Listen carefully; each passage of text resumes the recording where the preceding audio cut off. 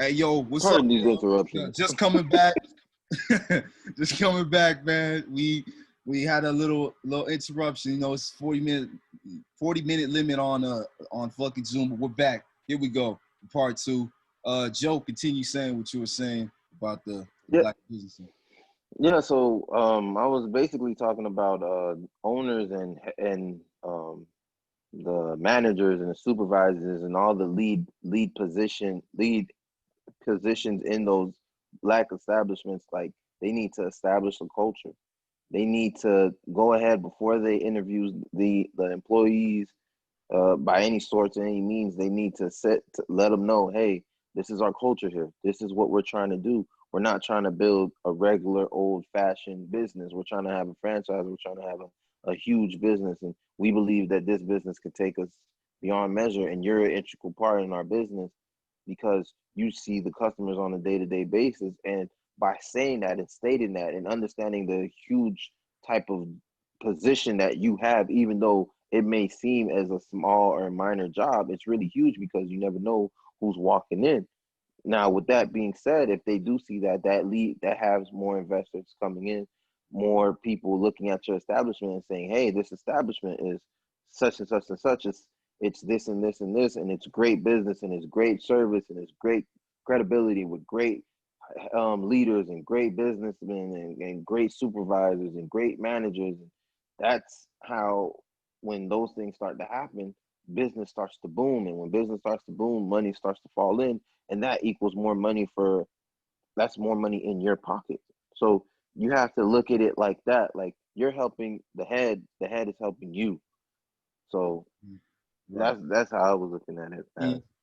Yeah, and that makes sense. And then there was another thing that I wanted to touch on really quick. I know Andy got class, so I'm gonna do this as fast as I can. I got work. And you got work. And then I got work too.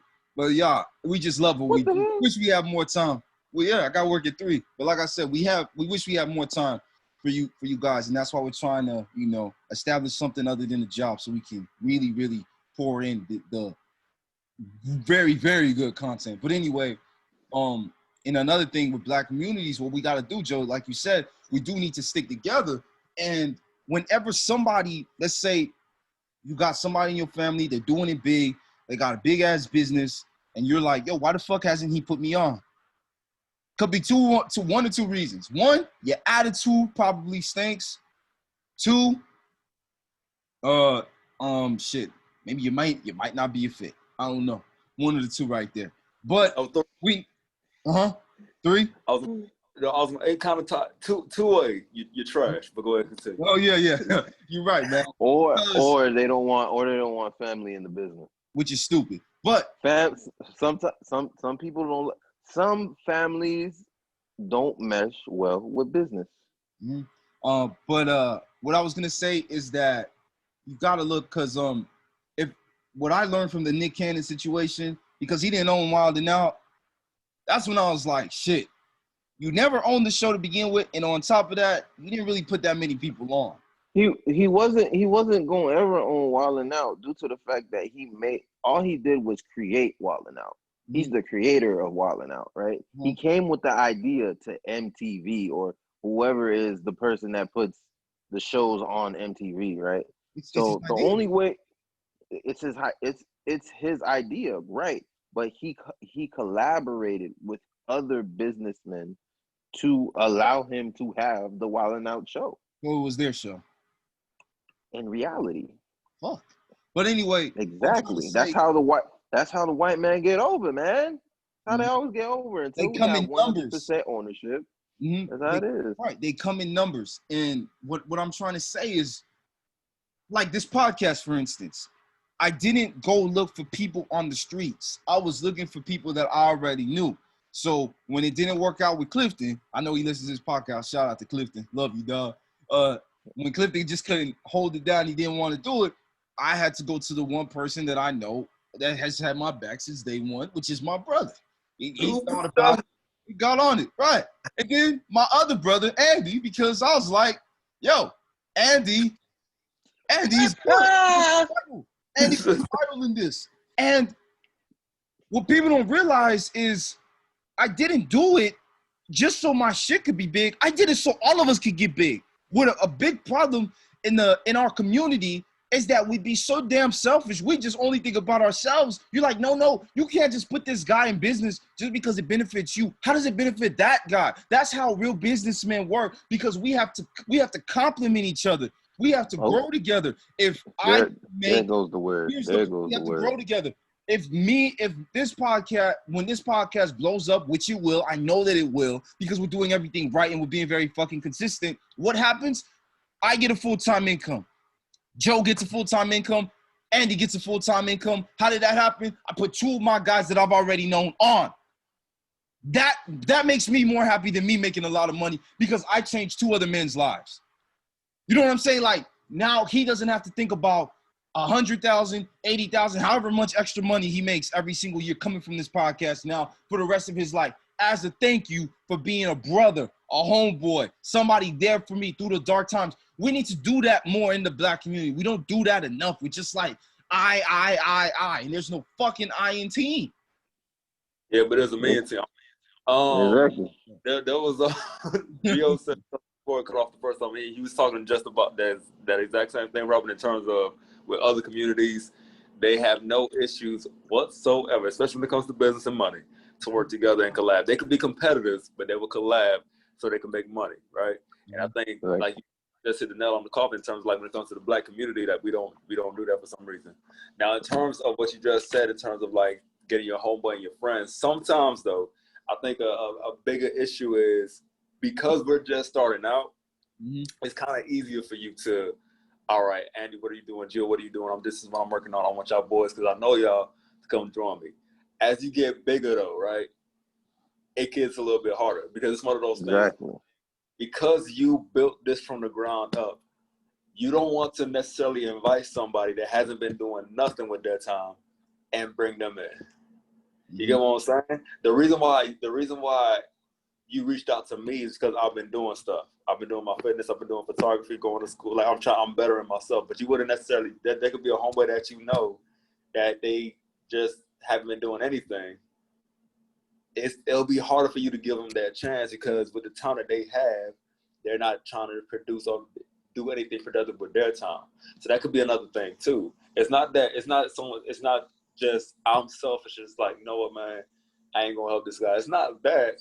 It's one of those things where it's like, yo, if I do help him, how exactly can he cater? How exactly can he cater and better this thing as a whole when he, with his talents, has yet to produce anything whatsoever? Does that make sense? Yeah. That falls back. That literally falls back to culture. Like that kind of falls back into culture. Like, if you see, like, I'm not gonna throw somebody out there, but me and Robin know somebody right now that he's just chilling. I mean, he has talent, but he's just chilling, and we want him to succeed by all means. But you know, there's just so much that you could do. You know what I'm saying? There's just so much that you could do, and the thing about it is, if you do put him on, and you know he has a good work ethic. You know that for a fact. But it's just like situations came into play, things came into play, you know, people came into play, just different things kept coming into play, and you know, things like that do happen. But when you have that, when you know that certain person that can, you know, help your business and help your establishment go a bit further, you already seen a certain background or a certain, like literally how a job is. What experiences have you done that relates to the job that I'm giving to you? Exactly. Literally, and that shit is just crazy to think like that, because if you see somebody doing something and their work ethic speaks for themselves, and their jobs that they're doing speaks for themselves, you're gonna be like, man, this is gonna be like taking candy from a baby. Let me bring in such and such, because I know he can market, do this, do that.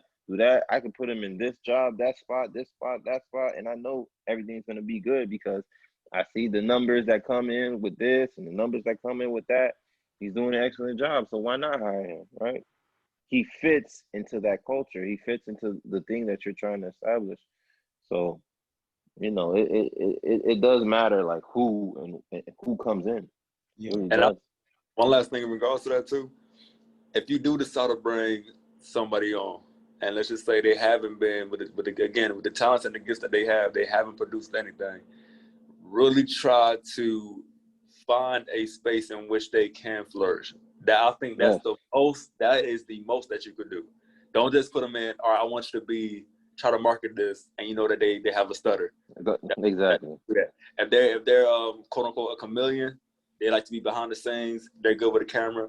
You know what I'm saying? So find a place that they're good at, and then from that point on, if they still don't produce, then you gotta make a decision to cut them off. But if they find a place where they're comfortable and they could get the ball rolling, that's where it can start to flourish. Exactly. Yeah. Well said. Well said. I love the topics that we have, man. Yeah, fellas, we gotta get free, man. Fuck this job, man. We have content out the ass, man. Content out the ass. Straight up, man. I love marketing. We're educated fellas. Very, very educated. Yes, sir. Educated fellas. Yeah, man. Yeah, we talented. But yeah, I know Andy gotta roll out. I know you gotta roll out, Joe. Thanks for making the time, doing it. Let everybody know, hey, it doesn't matter how busy you are in your life, you can make things happen. I didn't even know we were gonna get this done today. That's generals, man. Mentality. We ain't no excuses, man. Make it happen. But everybody, take it easy. Hope y'all have a great rest of the week. Me and Joe be doing another episode here later on this week. Another one. Can't wait. Hey, but hey Joe, I can't wait to see what this next episode gonna be on. It's homework. Homework. That's what's gonna be on. Homework. All right, man. Well, y'all all take it easy, man. Thank you everybody for rocking with us. Another episode of Real Talk, Real Views in the books, episode 31. Done. Peace, y'all.